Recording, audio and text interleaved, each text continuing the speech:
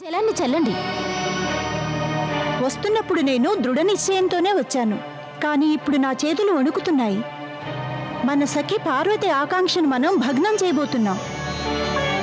అలా అనకండి నందాదేవి. ప్రస్తుతం అలా అమంగళకరంగా ఆలోచించకూడదు. ఉమాదేవి హృదయాంతరాల నుంచి వెలువడుతున్న నాదం, దాని శబ్దం, ఆ నాదం సమస్త దిశలలో ప్రతిధ్వనిస్తోంది. అంతటి శక్తిగల ఆ మంత్ర ప్రభావం పరమశివుడిపై పడకుండా ఉంటుందా? అందుకనే ఉమాదేవి చేస్తున్న ఆ నాదాన్ని ఆపు చేయాల్సిందే. అది ఆపు చేయాల్సిందే నందా. అవును చంద్రప్రభ, అయిష్టమైన కార్యమైనా ఆ పని చేయక తప్పదు.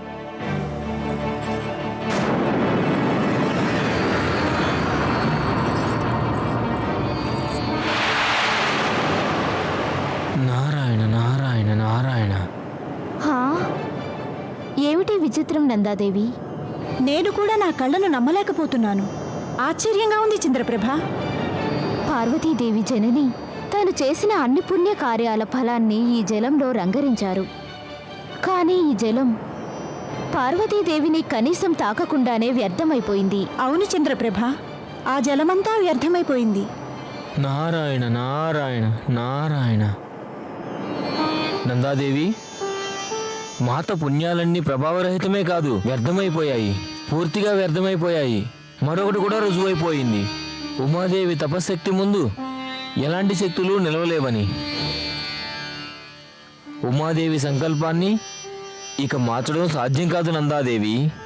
నారాయణ నారాయణ నారాయణ. నందాదేవి, మీరిక్కడ చూసిందంతా పూర్తి వివరాలతో కళ్ళకు కట్టినట్లుగా ఉమాదేవి జననికి తప్పక తెలియజేయండి. నారాయణ నారాయణ నారాయణ. కంగారు పడవలసిన అవసరమే లేదు. ఈ పాటికి వాళ్ళిద్దరూ పార్వతిని మృత్యువు ఒడిలో నిద్రపుచ్చి ఉంటారు. మేము వాళ్ళిద్దరి కోసమే ఎదురు చూస్తున్నాం.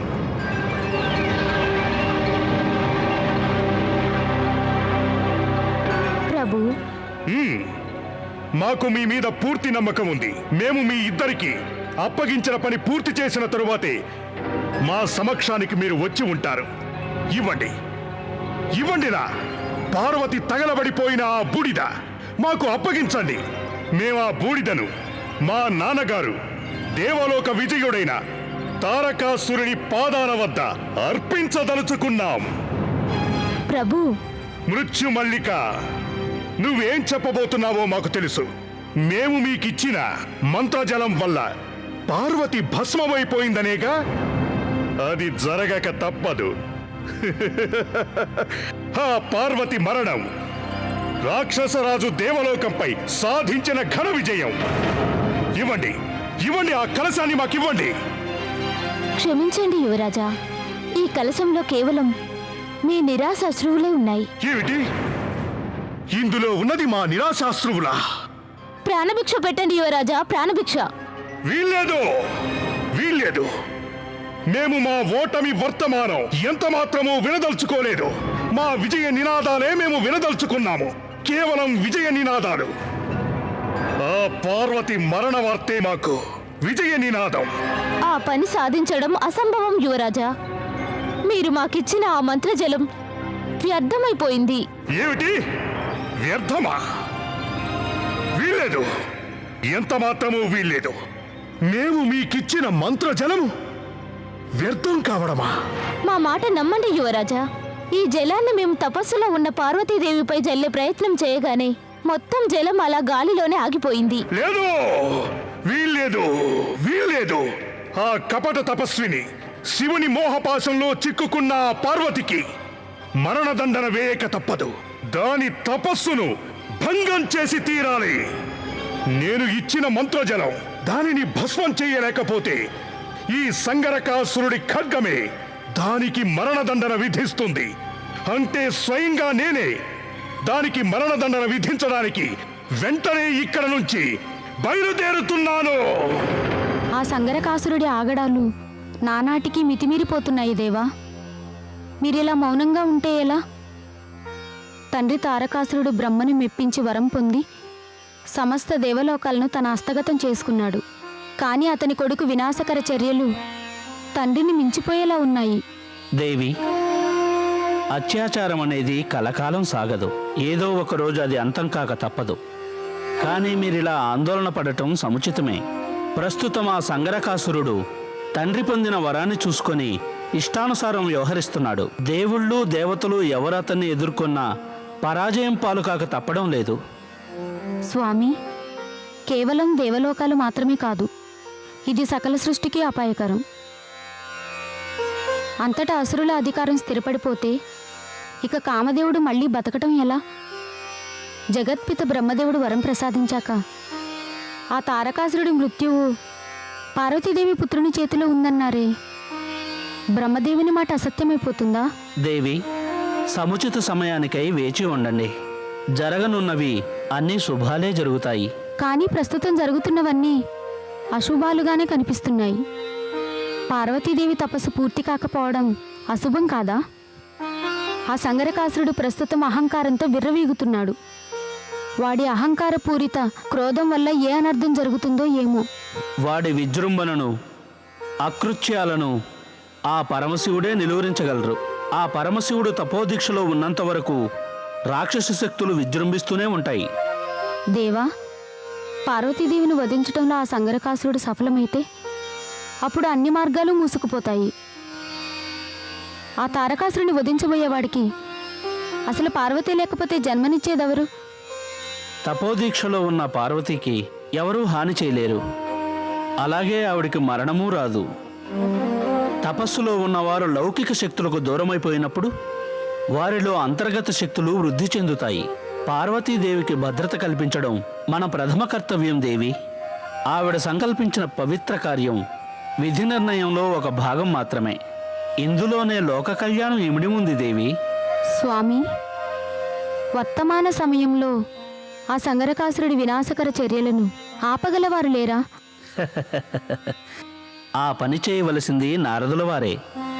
కానీ ఆయన కూడా ప్రస్తుతం సంగరకాసురుడి సమక్షానికి వెళ్ళి ఇబ్బందిలో పడ్డానికి సిద్ధంగా లేరు. వాడి గర్వాన్ని అణచడం ప్రస్తుతానికి సాధ్యం కాదు దేవి. ఆ కామదేవుడి మరణం ఈ సృష్టి అభివృద్ధికే అంతరాయం. అందుకని ఈ అంతరాయం అలాగే ఉండాలి, సదా అలాగే ఉండాలి. సమస్త దేవలోకాలలో మా ఈ హెచ్చరికను తెలియజేయాలి. ఎవరైనా కామదేవుణ్ణి బ్రతికించే ప్రయత్నం చేస్తే వాళ్ళకి మరణదండన విధించబడుతుంది. ఇప్పుడిక సకల శక్తులు మా అధీనంలో ఉన్నాయి. మా వంటి పాలకుడు ఎవ్వరూ లేరు. న భూతో న భవిష్యతి. ఇక ముందు మా ముందు తల వంచని వాడు ఎవరైనా సరే వాడి తల నరికివేయబడుతుంది. ఇక మీదట సకల సృష్టి మాత్రమే కాదు, దేవుళ్ళు దేవతలు ఎవరైనా సరే మా తండ్రి గారైన తారకాసురుడి పాదాల ముందు తల వంచక తప్పదు. నారాయణ నారాయణ నారాయణ, ఎంత విలువైన మాట అన్నారో తారకాసుడి పుత్రుడైన సంగరకాసురుడు గారు. వత్స, నిజంగానే నువ్వు దేవలోకాలతో సహా ఈ సకల సృష్టిని మీ నాన్నగారి చరణాల ముందు మోకరిల్లేలా చేస్తే నిస్సందేహంగా నువ్వు నీ జనకుడి దృష్టిలో ఎంతగానో గర్వించదగిన సుపుత్రుడిగా కీర్తించబడతావు. నమస్కారాలు అందుకోండి దేవర్షి. ఆయుష్మాన్ భవ, ఆయుష్మాన్ భవ. జనకుడు ఎలాగో సాటిలేని వీరుడు. ఇక పుత్రుడి శౌర్యాన్ని నేను ఏమని పొగడగలను? వత్స, నువ్వు ప్రదర్శిస్తున్న ధైర్య సాహసాలు కేవలం నీ ఒక్కడికే సాధ్యం. నిజం చెప్పాలంటే ఈ సృష్టిలోని ఏ శక్తి అయినా నీ శక్తి ముందు తృణప్రాయం అని చెప్పాలి. దేవర్షి, తమరు 3 లోకాల్లోనూ విహరిస్తుంటారు. అందుకని మీరు 3 లోకాల్లోనూ ఈ వార్త వ్యాపింపచేయండి. మా జనకుడైన తారకాసురుడు కేవలం ఇంద్రలోకాన్ని, యమలోకాన్ని మాత్రమే స్వాధీనం చేసుకున్నారు. కానీ నేను, ఈ సంగరకాసురుడు బ్రహ్మలోకాన్ని, వైకుంఠాన్ని, ఆ భూలోకాన్ని కూడా తన కైవసం చేసుకోనున్నాడు. నేను మా తండ్రిని కీర్తి ప్రతిష్టల మహోన్నత శిఖరాలపై నిలపాలనుకుంటున్నాను. నారాయణ నారాయణ నారాయణ. తండ్రి తగిన కొడుకు గనకనే పుత్రుని ఆలోచనలు కూడా అత్యుత్తమంగా ఉన్నాయి. కానీ వత్స, ఒకటి మాత్రం మాకు అర్థం కాలేదు. నువ్వేమో వైకుంఠం, భూలోకం, బ్రహ్మలోకం, ఆ దేవలోకం అన్నీ పేర్కొన్నావు గాని ఆ కైలాసగిరి పేరు చెప్పనే లేదే. వత్స, ఆ శివలోకంపై అధికారం సాధించాలని లేదా నీకు? లేదనుకున్నట్లయితే జనకుడిలాగే పుత్రుడికి కూడా ఆ శివుడంటే భయం అనుకోవాలి. దేవర్షి, భయం అనేది మాకు ఏ కోశానా లేదు. వాడు వాడు ఆ శ్మశాన పాలకుడికి మేము భయపడ్డమా? ధన్యవాదాలు, మీకు మా కృతజ్ఞతలు.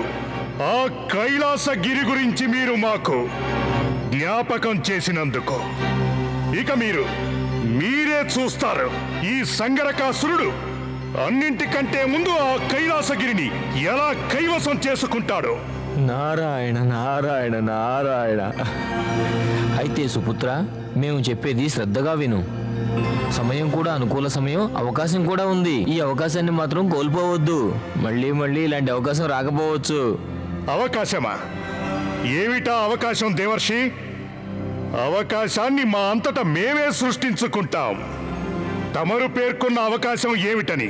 నేను చెప్పే అవకాశం ఏంటంటావా పుత్ర? అడగకనే అమ్మ పెట్టిన అన్నంలా సిద్ధంగా ఉందా అవకాశం. చేతికందిన అవకాశాన్ని ఉపయోగించుకోలేని వాణ్ణి మూర్ఖుడంటారు పుత్ర. దేవర్షి నారదుల వారు ఏదో మర్మంగా మాట్లాడుతున్నారు.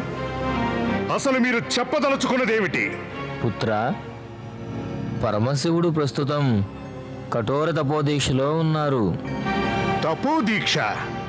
అవును, ఆయన దీక్ష విరమించుకోవడం అసంభవంగా కనిపిస్తోంది.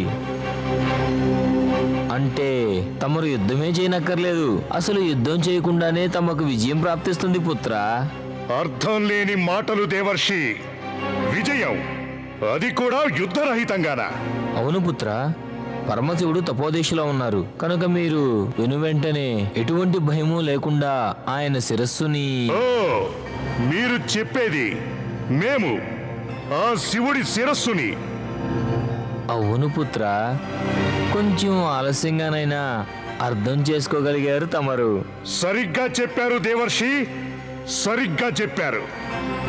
మేం ఖండిస్తాం ఆయన శిరస్సుని. ఆ నీలకంఠ పరమశివుని నీలికంఠం మీద మేము మా ఖడ్గాన్ని ప్రయోగిస్తాం. నారాయణ నారాయణ. మా ఖడ్గంతో వేసే వేటు ఎంత తీక్షణంగా ఉంటుందంటే ఆ తీక్షణమైన వేటుతో ఆయన ఉన్న తపోదీక్ష ఆ పరమశివుని పాలిట శాశ్వత తపోదీక్షగా మారుతుంది. నారాయణ నారాయణ నారాయణ.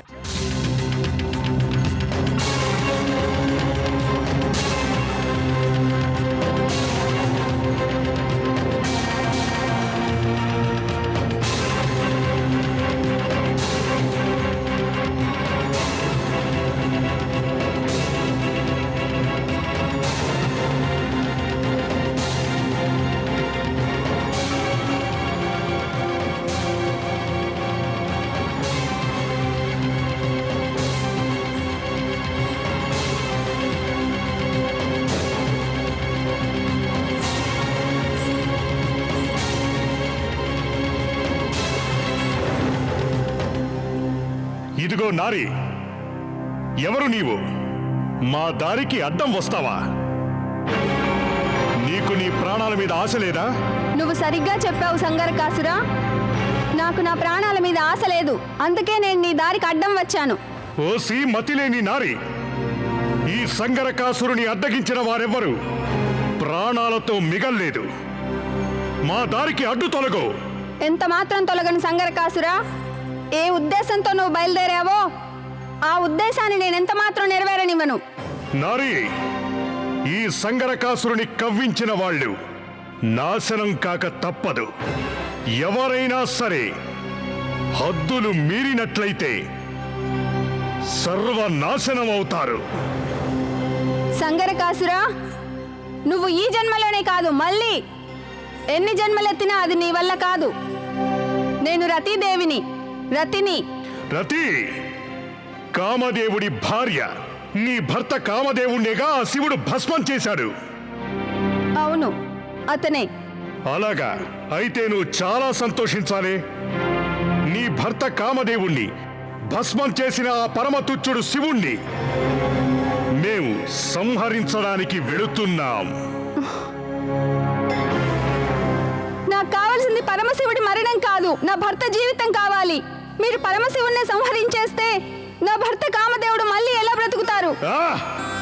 ఆ కామదేవుడు బతికితేనే చస్తేనే. మాకు కావలసిందల్లా ఆ పరమశివుణ్ణి అంతం చెయ్యటమే. నా భర్త కామదేవుడు పునర్జీవితుడు కానట్లయితే మీరు వైవాహిక సుఖాన్ని ఎన్నటికీ అనుభవించలేరు. దాని గురించి కూడా మాకేం బాధ లేదు. నువ్వు పరమ మూర్ఖుడివి సంగరకాసురా. మూర్ఖంగా ప్రవర్తిస్తున్నది నువ్వే రతి. మా లక్ష్యం మొగుళ్ళ పండుగ కాదు, మొసళ్ళ పండుగ. మా దారికి అడ్డు తొలగవే. నన్ను తొలగించగలిగితే తొలగించిపో. ఏమన్నావు? మాకు అడ్డం తప్పుకోవే రతి.